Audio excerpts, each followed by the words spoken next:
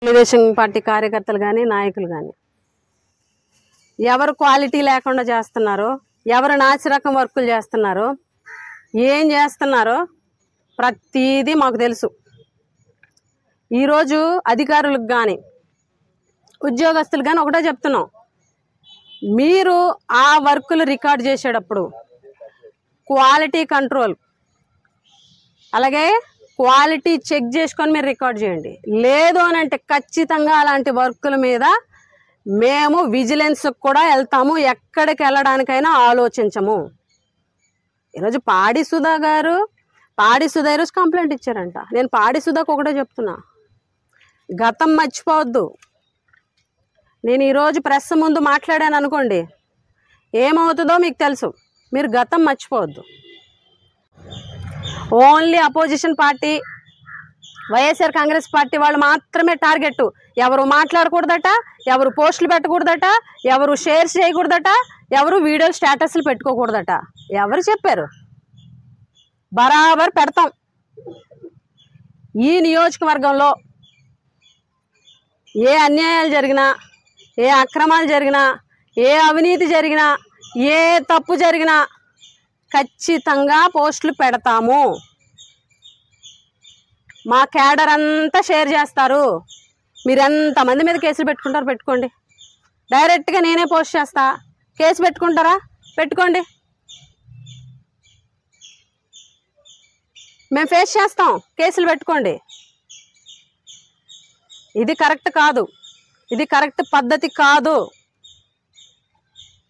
స్వయంగా మా వాళ్ళు వెళ్తే ఎమ్మెల్యే గారు కంప్లైంట్ ఇచ్చారు అని చెప్పారు, ఇప్పుడు వెళ్తే పాడి సుధా గారు ఇచ్చారు అని అంటారు. ఇలాంటి డిఫరెంట్ స్టేట్మెంట్స్ కూడా కరెక్ట్ కాదు. ఎవరి ఒత్తిడితో నేను డైరెక్ట్గా చెప్తున్నా, మొత్తం మీ కూసాలు కదిలిపోయేలాగా చేయాల్సి వస్తుంది. గుర్తుపెట్టుకోండి, మీకు అవకాశం వచ్చింది, ఒక మంచి అవకాశం వచ్చింది. నియోజకవర్గం అభివృద్ధి వైపు దృష్టి పెట్టండి. ఈ 5 ఏళ్ళ అధికారం వచ్చింది. తెలుగుదేశం నాయకులు చెప్తున్నా, 5 ఏళ్ళ అధికారం వచ్చింది. మీరు ఏం చేసుకోవాలనుకున్నా, ఆర్థికంగా బలపడాలనుకుంటున్నారా, లేకపోతే ప్రజలకు సేవ చేయాలనుకుంటున్నారా, ఏది చేయాలనుకున్నా చేసుకోండి.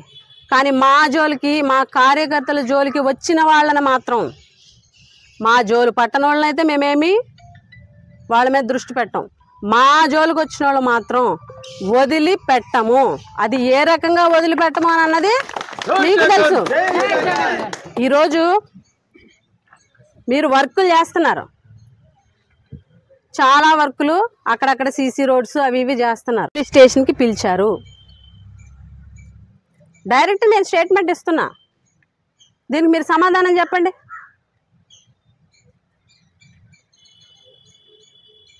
ఏం పోస్టులు పెట్టద్దు, ఏం వీడియోలు పెట్టద్దు అని అంటే ఎలాగవుతుంది?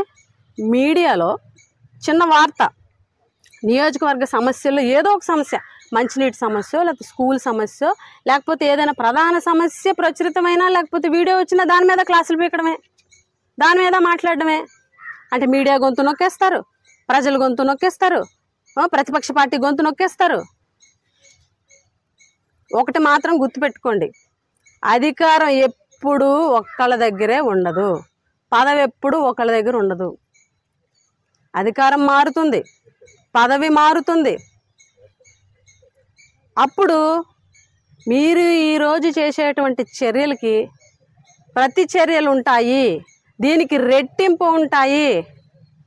నేను ఒకటే చెప్తున్నా, ఈ నియోజకవర్గంలో ఉన్న ప్రతి ఒక్క తెలుగుదేశం వాళ్ళకి చెప్తున్నా, ఎంతో నిబద్ధతతోటో లేకపోతే హుందాతోటో రాజకీయం చేసే వాళ్ళు కూడా ఉన్నారు మీ పార్టీలో. వాళ్ళెవ్వరి జోలికి నేను వెళ్ళను. నా జోలికి వస్తే మాత్రం, మా కార్యకర్తల జోలికి వస్తే మాత్రం ఎవరిని విడిచిపెట్టను. ఇది వైఎస్ఆర్ కాంగ్రెస్ పార్టీలో వాళ్ళు పిలిచేసి మాట్లాడతారు.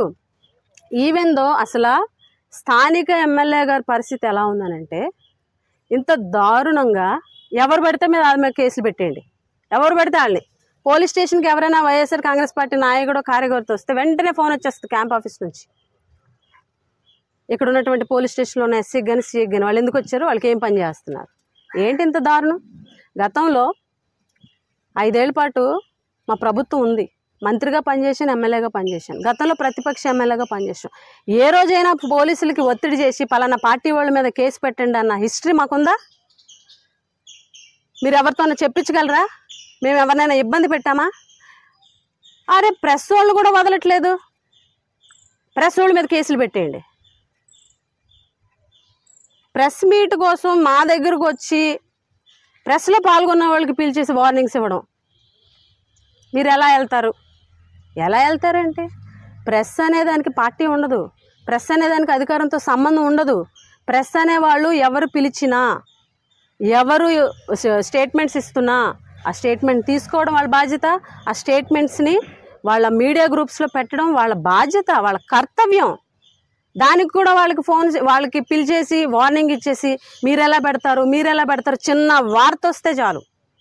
ఎమ్మెల్యే పదవి అనేది అలంకారం కాదు, ఎమ్మెల్యే పదవి అనేది ఒక బాధ్యత. ఎమ్మెల్యే పదవిలో ఉన్నప్పుడు హుందాగా ప్రవర్తించండి.